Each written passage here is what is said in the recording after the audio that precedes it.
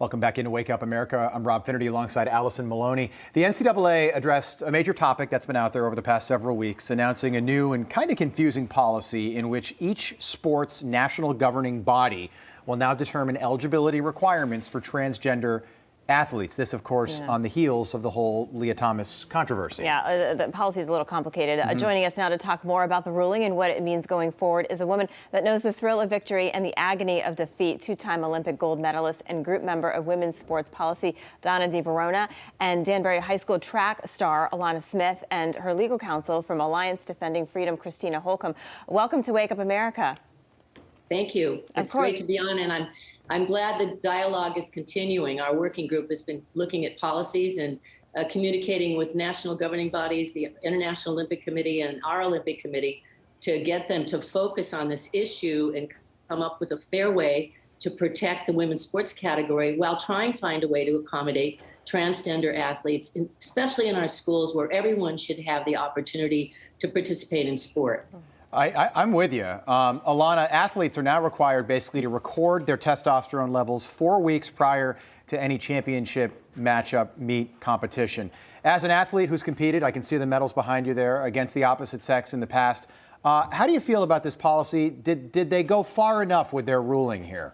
They didn't come up with a policy. What they did was abdicate policy and push it off on the national governing bodies. And that's in line with the International Olympic Committee just did. They just said, listen, every sport's different. There's some sports that there's no barrier to entry. Anybody can participate. Let's say it's sailing or equestrian.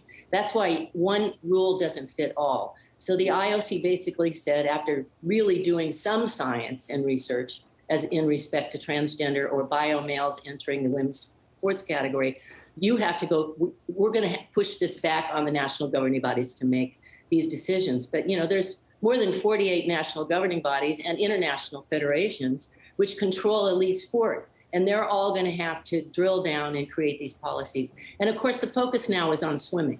And what swimming should do, they've got to meet, they've got to fess up. They do have a policy since 2018 that says they will review situations case by case. But they don't have a medical committee. They need to set up a medical committee. They need to come up with regulations and guidelines. What is an elite athlete? An elite athlete isn't just the athlete that travels through our swimming federation. Elite athletes compete in the collegiate level. And we have to get these guidelines aligned to be fair and protect the safe women's sports category. Donna, I want to get in Alanna's take too. We appreciate it, Alanna. So this new ruling, it's getting mixed reviews because in the era of sports, where so many events they're based on time, right? So how come transgender athletes don't compete against each other or themselves? And do you think that will ever happen? Well, I think the NCAA policy is really disappointing because I know what it feels like to get up on the start line and run against a biological male and just feel like my training isn't paying off because I'm not getting the spot that I deserve, and neither are any of the other female athletes. Alanna, I see all the medals behind you there, and I just the first question that I posed there: did the NCAA? Do you think do you think this ruling goes far enough?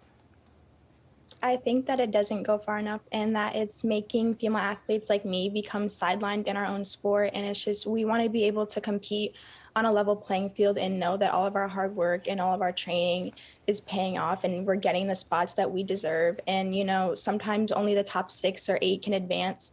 And when spots are taken by biological males, it's just really disappointing and demoralizing. Yeah, and I think we can say it. It's just unfair. Yeah. It's just flat unfair. And that's what a lot of athletes are saying. Christina, I want to go to you now. Talk about about Alliance Defending Freedom. How is this organization making a difference in women's sports?